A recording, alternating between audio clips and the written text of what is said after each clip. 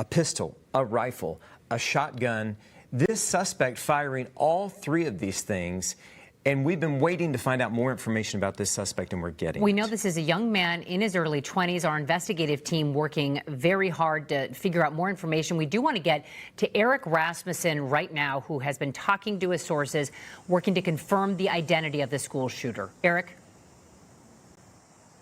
And we are here. You can see the police tape behind me on South 1st Avenue and East 57th Street here in Minneapolis, less than a mile from the scene of this shooting. And this behind me is the last known address of the suspected shooter. And 5 Eyewitness News, from speaking with multiple sources, has identified the suspect today as 23-year-old Robin Westman. We do have a photo of this person that I want to show you now.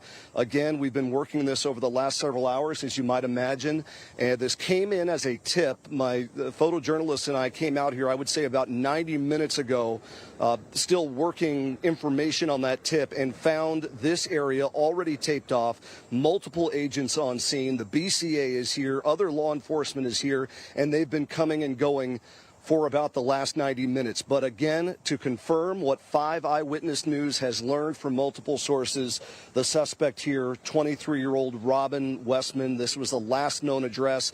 I could tell you when we rolled up here, again, going on 2 hours ago, we saw agents speaking with a slightly older man and a woman. I don't want to start connecting dots that we haven't been able to confirm yet, but talking to neighbors in this area, many of them telling us that it was a family here at this home behind me, and a variety of sort of accounts of interactions with that family. Some saying they were very quiet and kept to themselves. I talked to another neighbor who told me they were very friendly and they interacted with them frequently.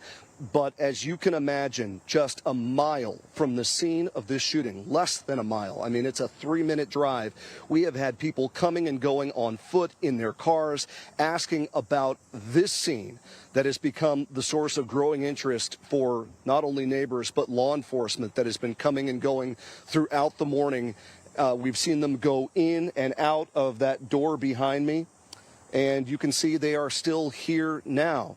I talked to one neighbor who, really unaware of anything that was going on in this area this morning, saying that she came out, looked out her window, and saw agents with, her words, very large guns coming and going this morning, sometime after the shooting near the church and the school. So, of course, we're continuing to gather information out here at the scene, learning all we can about the suspected shooter that, again, we've been able to confirm the name here, Robin Westman, 23-year-old. My colleagues on our 5 Investigates team are going through court records and other information. And, of course, we're going to continue to keep you updated throughout the day, as this is still a very active scene, again, here on South 1st Avenue and East 57th Street in Minneapolis. We'll send it back to you for now. Investigative reporter Eric Rasmussen on the scene here. And, Eric, we do want to ask you, we know that the FBI is digging into the suspect's history right now. We know you're working your sources out there. Walk us through a little bit of what's going on with this investigation. We understand they're certainly going to be checking social media accounts, looking at his school history as they try to figure out more of this. So walk us through more of this investigation. Sure. You know, Leah, first of all, it should be sad to note that we've had to walk through these kinds of investigations before. I've been doing this a long time all over the country, and sadly I've had to cover a few of these. So what we do know, without speaking to the specifics of this case, is that just as it is an all hands on deck for us here at 5 Eyewitness News, there is just an outpouring of support in the law enforcement community. You're talking the FBI. I know the ATF is going to be looking into ballistics and the types of firearms and ammunition that were used. And then, as you just described, sort of walking this story backwards. That's the sources we can all see online. Today, in this world, everything is documented.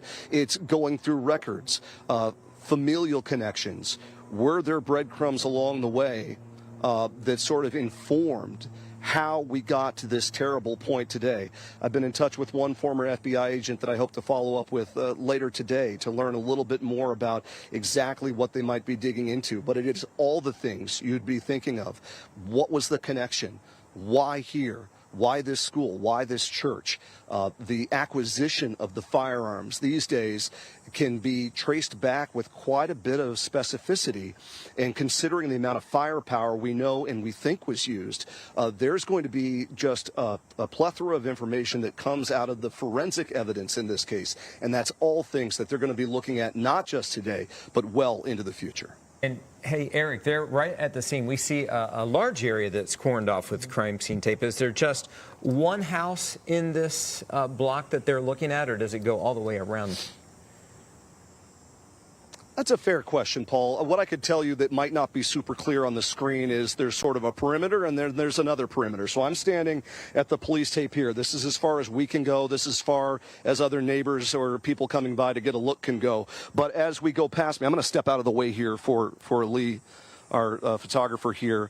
You then see additional police tape wrapped around the house in question, the house, the address that led us here when we got a tip, again, going on 2 hours ago. So that is clearly the focus of law enforcement out here.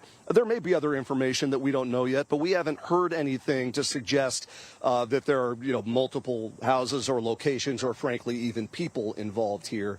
Again, I think I said at the top of our live report here today that we saw an older man and woman speaking with law enforcement. I don't want to try to get into their heads about how they looked emotionally, but the man was on the phone, sitting on the curb.